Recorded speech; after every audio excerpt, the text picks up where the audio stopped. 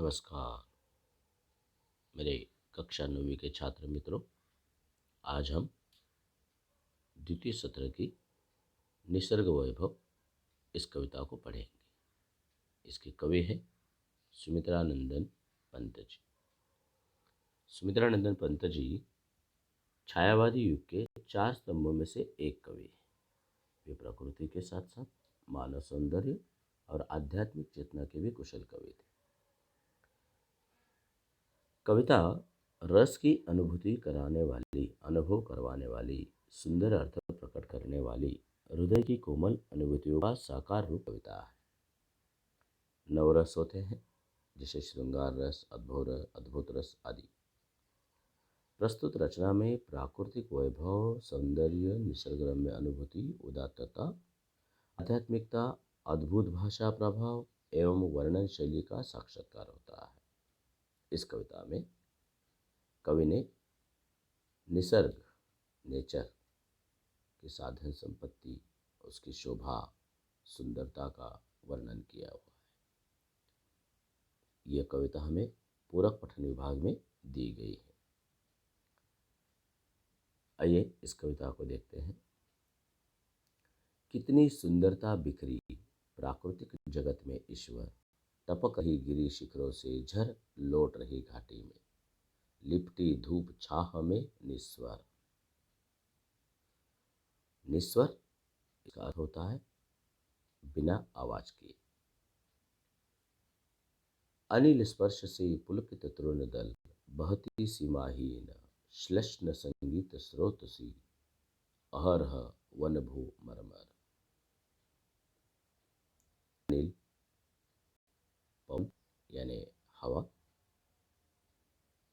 फूलों की ज्वालाएं आंखें करती शीतल, मुकुल अधर मधु पीते गुंजन भर मधुकर दल, तितली उड़ती दूर कहीं पल्लव छाया में, रुक रुक गाती वन प्रिय कोयल। कवि कहते हैं, हे ईश्वर, इस प्राकृतिक जगत में कितनी सुंदरता बिखरी हुई है, कितनी अलग अलग विविधता दिखाई देती है। गिरी पर्वतों पे, शिखरों पर, घाटियों में कहीं धूप है तो कहीं छाया पसरी हुई है। वायु के स्पर्श से तृण दल पुलकित है। हवा के बहने से प्रतिदिन हर दिन वन भूमि में पत्तों के हिलने से होने वाली मरमर की ध्वनि मधुर संगीत जैसी प्रतीत होती है। फूलों की शोभा, फूलों की सुंदरता आंखों को, नेत्रों को शीतलता, खुशियां प्रदान करती है। भौरों के दल गुंजन करते हुए कलियों का रस पी रहे हैं। तितलियां उड़ रही है। दूर कहीं घने वृक्षों के मध्य मधुर स्वर में कोयल गा रही है। यहाँ पर कुछ नए शब्द आए हैं जिनको हम देखेंगे। अनिल, जी हाँ, अनिल यानी पवन, हवा, पुलकित प्रसन्न, तृणदल तिनकों का समूह, तृण दल घास होता है, ग्रास जिसको हम कहते हैं। फिर उसके बाद है श्लष्ण यानी मीठा, मधुर, श्लष्ण मधुर मीठा। अहरह, अहरह ये अहरह इसका मतलब हो गया प्रतिदिन, हर दिन। और मरमर यानी पत्ते हिलने का स्वर। देखिए दोस्तों, कितने मधुर और कितनी मीठी और कितने सुंदर शब्दों का प्रयोग यहाँ पर कवि ने किया है। मुकुल, मुकुल यानी कली, कली कली कलिया, जी हाँ। अधर, अधर ओठ, जो होंठ होते हैं ना, जी हाँ, लिप्स जिसे हम कहते हैं।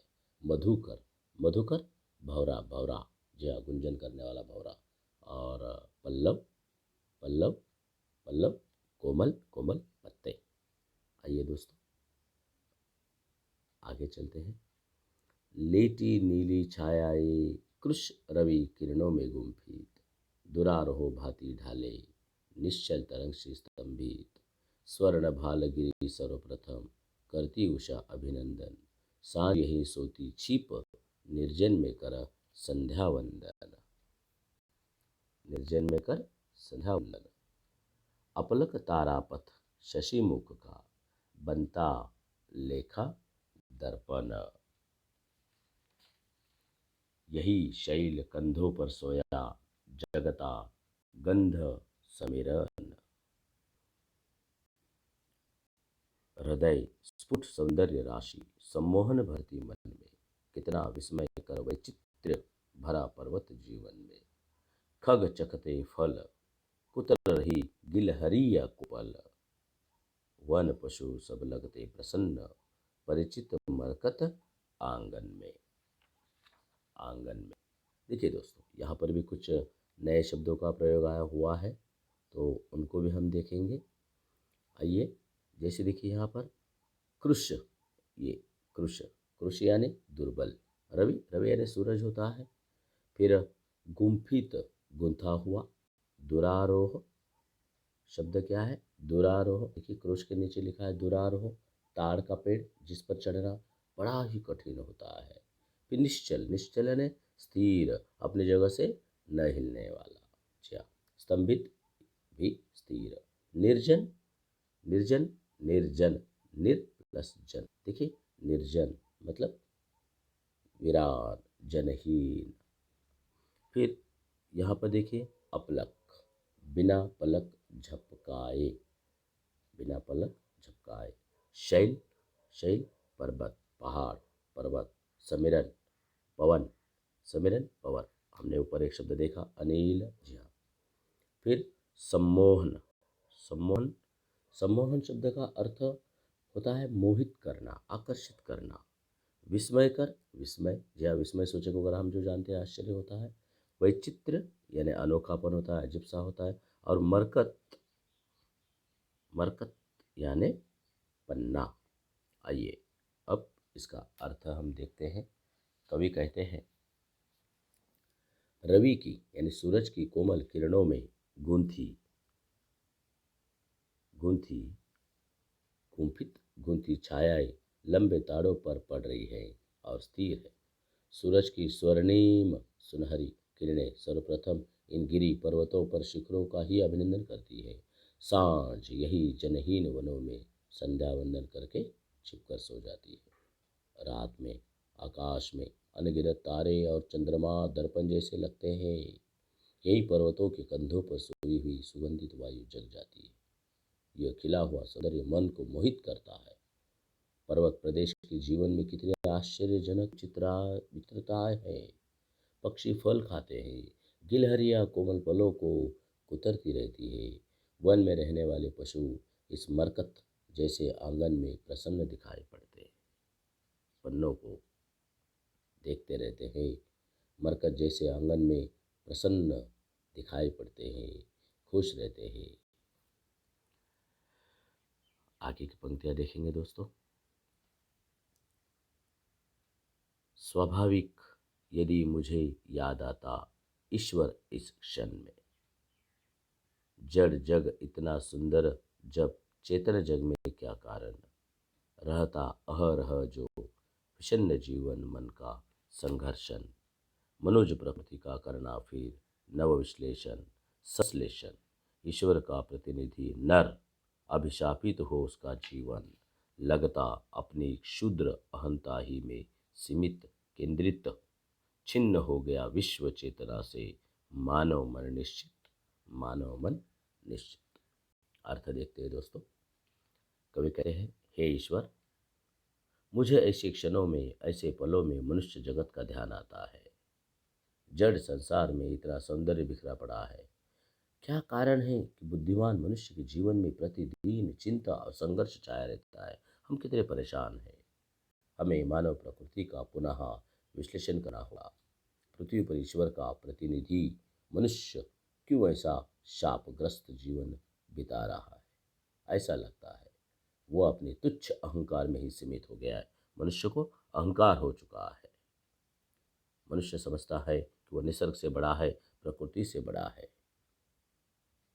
स्वयं केंद्रित हो गया है, अपने अप में बस बंद है, अपनी दुनिया में खो गया है। पूरी वसुधा एक परिवार है, वसुधैव कुटुंबक। ऐसी धारणा उसके मन से जो थी वो समाप्त हो गई है। दोस्तों, यहाँ पर कुछ नए शब्द आए हैं, तो उन शब्दों को भी हम एक बार देख लेते हैं। विषण्ण चिंतित परेशान है। संघर्षण स्पर्धा है। मनुष्य स्पर्धा करता है, चिंतन करता है, चिंता करता रहता है। विश्लेषण पृथक करना है। संश्लेषण मिलाना चाहिए। विश्लेषण और संश्लेषण, इसको हमें सोचना चाहिए। अभिशापित, हमें ऐसा मिला है जैसा लगता है कि जिसे अभिशाप मिला हो। शूद्र तुच्छ है। और अहम अहम अहम अहंता अहंकार।